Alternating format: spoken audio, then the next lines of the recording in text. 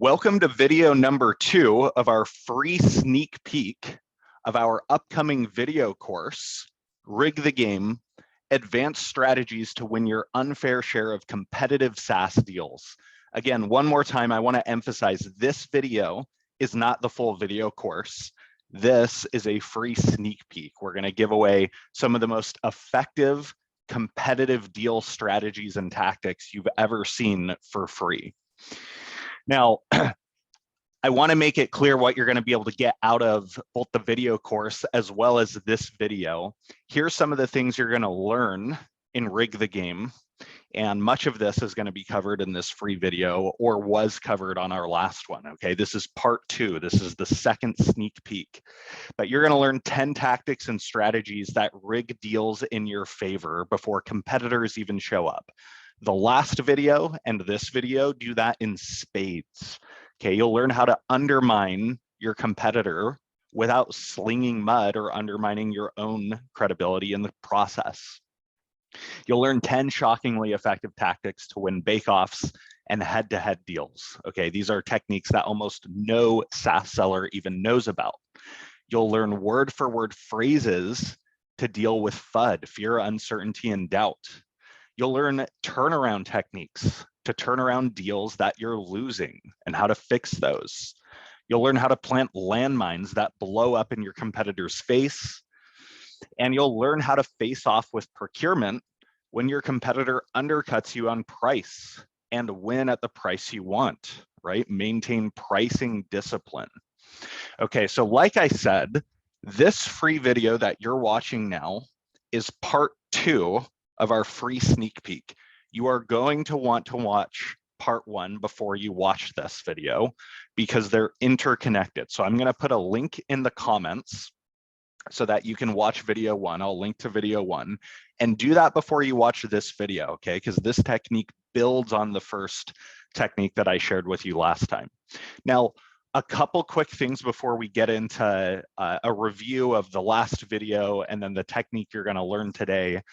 Go ahead and like this video, okay? It'll get more SaaS sellers seeing the video, and comment with your biggest question that you want answered when it comes to winning competitive SaaS deals, okay? So do that now, like the video, comment below, and I would love to have a conversation with you in the comments here in YouTube. So a quick review of who I am. I reviewed this in depth, but I'll do a quick review for anybody who's new here. My career highlight so far, so I'm currently the co-founder of a couple companies. One is P Club, which is the #1 SaaS sales video course website on the internet. And the other is Quota Signal, which is a company dedicated to solving sales hiring. Before that, I was the second US employee at Gong, where I grew the company from a little under $200,000 in ARR to well over $200 million and a $7.2 billion valuation. Now, along the way, I built a formidable war chest of competitive deal tactics and strategies. And a lot of people would argue what separated us from our closest competitor was our go-to-market prowess, right? How we competed in the market, how we won these deals. We started at the exact same time as our closest competitor. This was around mid-2016, and we had very different outcomes, right? $7.5 billion valuation versus $500 million valuation. Now, I've also been honing these competitive tactics and techniques for the better part of a decade in one of the most competitive industries in the world, which is sales technology. Okay, so I spent a few years as an AE at InsideSales.com, very competitive space. I then went on to co-found my own business in the sales technology space called Conversature. That led me to joining Gong, where I spent 6 years, and now Quota Signal, which is my main company, and we are still competing in the sales technology space. Now, the reason I tell you this is so you know the knowledge that I have when it comes to winning competitive deals has been honed. It has come through trial and error, and this stuff works, right? I formed these techniques in one of the most competitive industries on the planet, and they're going to work for you if you can get really good at them. So let's do a quick review of last time, because it is very, very important that you understand the technique that I taught you in the last video for you to understand the technique that I'm going to teach you in this video. Okay, so even if you watched the last video, it's probably good to go through this review with me, because repetition is the mother of skill. So stick with me here. Let's review what we covered last time. So last time we talked about the strategy of rigging the buying criteria in your favor. And there are really two parts to doing that. We covered the first part last time, and the second part we're going to cover today in just a few minutes when we finish up this quick review. So what exactly is buying criteria? Well, as we discussed in the last video, it's a list. It could be formal, informal, documented, or just sitting in your customers' heads of capabilities or features or requirements at the product or company level that customers want in a solution they're evaluating. Okay, it's basically a shopping list. That's a great way to think about it. And I want to give you an example just so you have a very concrete view into what buying criteria is. And so the example we covered in the last video is, let's say we're selling Gong. We're selling a revenue intelligence platform to a customer that's struggling with ramping new sellers. Okay, that is the sales context in which we find ourselves. The buying criteria in this case, this is the, these 4 bullet points you're looking at. These are the buying criteria. The customer says they want the ability for new hires to search for top reps demos. They want the ability for new hires to save lists of great discovery calls and listen on mobile. They want the ability to capture and analyze every conversation in a sales cycle. And they want analytics on what separates their best reps from the rest. Okay, so that's an example of a shopping list. That's an example of buying criteria. Okay, so the trick is to influence that buying criteria so it favors your product and not your competitors. The trick is to align the buying committee so that 1 or 2 pieces of buying criteria make it on the list that only your product can deliver on. Okay, that is how you rig a deal in your favor. Now, we talked about doing that well starts early in the deal. It starts in cause analysis. Okay, what you're looking at here is my 5-part framework to discovery. Okay, you do all 5 of these in a discovery call, or at least you could do all 5 of them in a discovery call. And so rigging a deal in your favor starts pretty early. It probably starts on the first or second call you have with a potential customer. And it starts with diagnosing the root cause or perceived root cause of their problem in your favor. Okay, if you're interested, by the way, in learning this discovery technique, we have a video course called SaaS Discovery Masterclass. Go to pclub.io/discovery and you can learn more about it there. But we talked about why diagnosing the root cause is so important to influencing the deal in your favor. And the reason is the perceived cause of the problem dictates which solution the customer buys. Okay, we talked about this ad nauseum last time in our last video. So quick example, if you were driving a car and it broke down, the reason it broke down will dictate what solution you buy to fix your car. If it broke down because of a faulty battery, then you're going to buy a new battery. If it broke down because of engine issues, you're going to get engine repair. If you ran out of gas, you're going to buy new gas. And so the point is, emblazon this in your mind. The perceived cause of the problem dictates which solution the customer buys. And that is wholly applicable to winning competitive deals. Now, as we discussed, there are 3 steps to diagnosing the root cause in your favor. Okay. Find the business problem. We didn't go into a lot of depth there because that's basic discovery. Step 2, ask an open diagnostic question, right? What's your opinion on why this problem is happening? That gives your customer's psychological freedom to answer however they want without feeling manipulated. And now that you've given that permission or that freedom, you have permission to then ask a series of targeted diagnostic questions that influence the root cause of the problem in your favor, or I should say perceived root cause. Okay, so the difference we talked about between an open and targeted diagnostic question. This is so important, and this definition is going to be used on the second step of this technique that I'm going to teach you in the second half of this video. So make sure you understand this. An open question is open-ended, and it allows your customer to answer freely. You're not trying to funnel them to talk about anything specific. They can answer however the hell they want, and that's the point. It gives them psychological freedom. A targeted question is the opposite. It narrows your buyer's focus to talk about something very specific that you'd like them to talk about. Okay, it's a leading question. And in this context, it is a question you'd ask to get them to talk about a root cause that only your solution addresses and your competitors don't. Okay, so it's important that you understand that. A couple examples. An open diagnostic question, what's your opinion on why this ramp challenge is happening?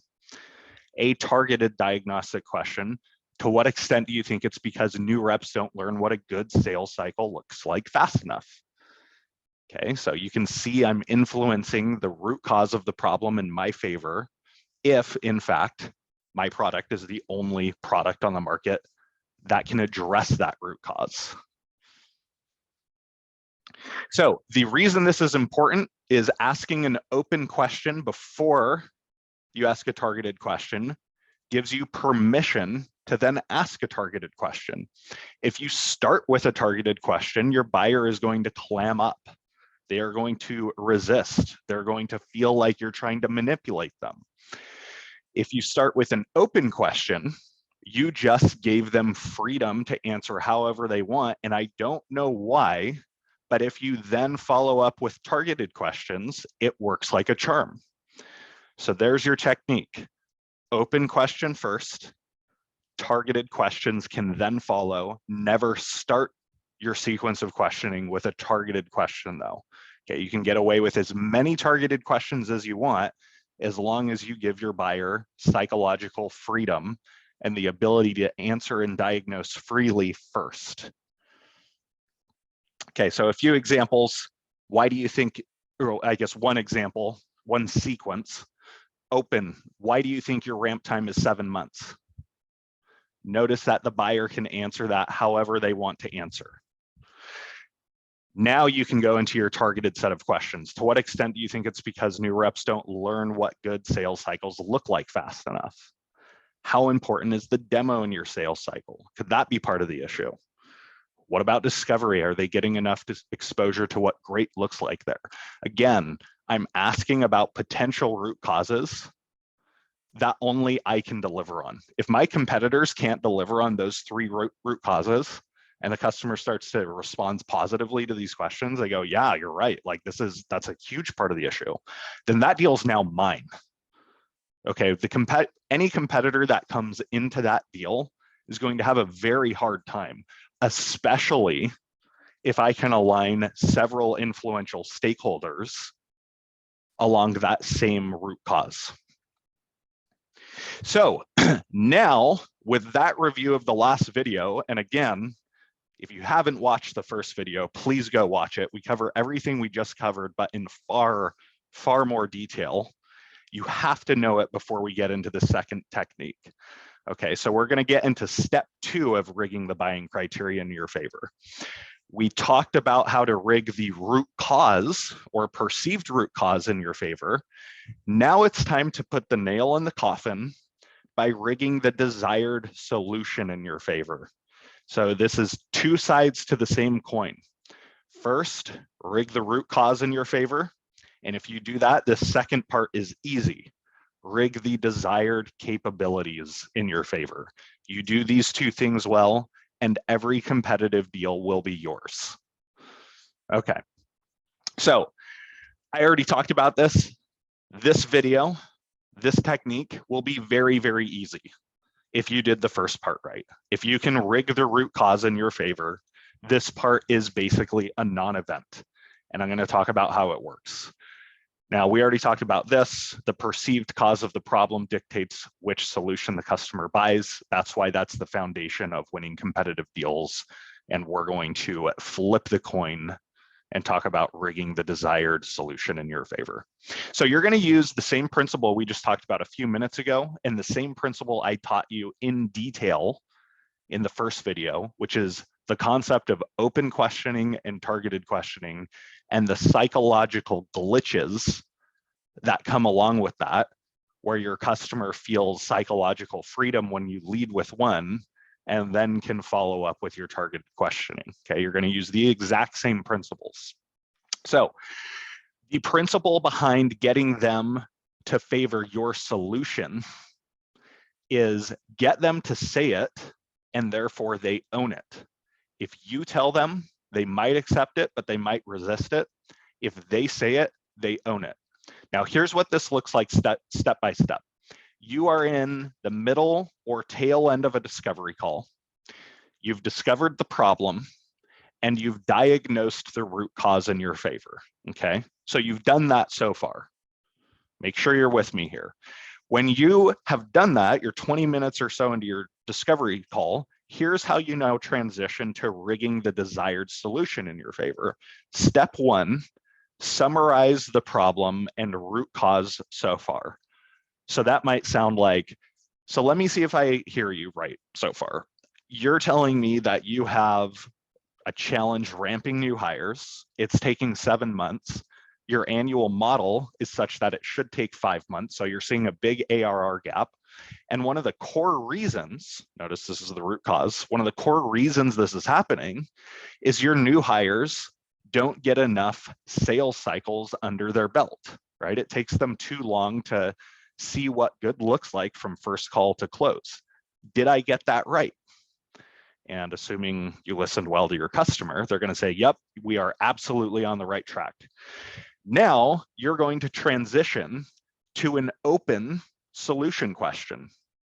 Okay, one of the quick note, a great way to transition to different sections of a discovery call is summarizing like I just mentioned. So you're going to summarize, transition to an open question, let them answer freely, but now you're talking about what they want and need rather than the problem. So what do you think you need to solve this ramp challenge? What are some of the capabilities that come to mind? And notice they can answer that however they want. It might favor you and it might not. It might not even favor your category. They might say, well, we need to hire more reps within our industry so they ramp faster. Doesn't really matter. The point is I'm letting them answer however they want. And once they've done that, now they have psychological freedom. And now you're going to ask your set of targeted questions that are questions that get them thinking about unique capabilities that only you deliver. Okay, unique capabilities that you deliver and your competitors don't. Have you thought about X unique capability? How much would Y unique capability be helpful? What are your thoughts on Z unique capability? Okay, and so that starts to get them thinking about your unique capabilities and saying they need it and therefore owning it. Okay, and that works really well if you start with the open question and let them answer freely. So let's bring you through a step-by-step example. What do you think you need to solve your AE ramp time challenge? They're going to answer, give them the freedom. And now I'm going to start to target my solution. Like, let's pretend these are unique capabilities to Gong and I'm selling Gong. How much have you thought about using great disco or demo recordings from your best reps? Right? To what extent do you think that would help? Your new reps can go into a platform and binge watch demos from all of your best reps. And the customer might go, that sounds incredibly helpful. That sounds amazing. And if only I can do that, right? If only my product does that, now we're starting to rig this deal in our favor. I'm going to take it even further though. Let's take that one step further. What if instead of just disco demo calls, Your new hires could shadow an entire sales cycle of your top reps. Every call, email, and interaction they've had captured from first call to close. How much do you think that moves the needle on your ramp challenge? They're going to say, that's fucking amazing. I absolutely need that. See, now they're saying it. And again, the concept here is if that's a capability that only I provide and my competitors don't, they're going to have a very hard time winning this deal. So this is the concept to understand. When they voice what they need, instead of you telling them what they need, they own it, right? And the way to get them to say what they need in a way that favors you is to start with an open question, which gives them freedom, and then follow that up with a series of targeted questions that favor your solution. Okay, this is deep psychology. So there are basically 4 steps. This is the last piece here. Summarize the business problem and root cause, then transition. Ask your open question, what do you think you need to solve this problem at a capability level? Ask a series of targeted questions. To what extent would X unique capability help? And then summarize, confirm, and document that buying criteria, right? Send it in your post-call email. So in the next video, we're going to talk about a totally different technique, which is leading with a nexus. But I just want to make one more point on the technique you just learned. What we covered in today's video will only work if you did last time's video really well. If you diagnosed the root cause in your favor, you have to do both of those things.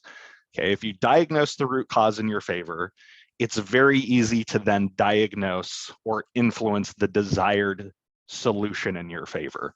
Those are yin and yang, they go together. The second one doesn't really work without the first. So make sure you watch both videos. Now, in the third and final free sneak peek of Rig the Game, Advanced Strategies for Winning Your Unfair Share of Competitive Deals, I'm going to teach you a technique that stands by itself, right? It's called Leading with a Nexus, and it is about teaching your buyer and reframing how they think about the problem that you solve in a way that favors you, okay? Different technique. This one is incredibly powerful.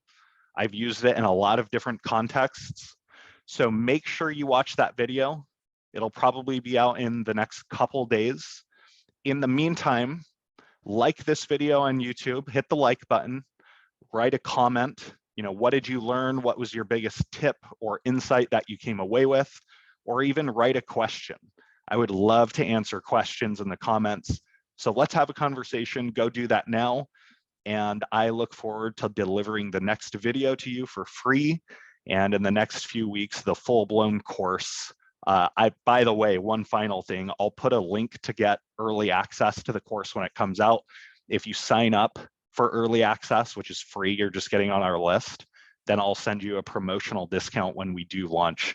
So make sure you go into the description, hit that link, put in your email address. If you haven't watched the first video, I'm going to put that link in there as well. Go watch that, and we'll see you next time.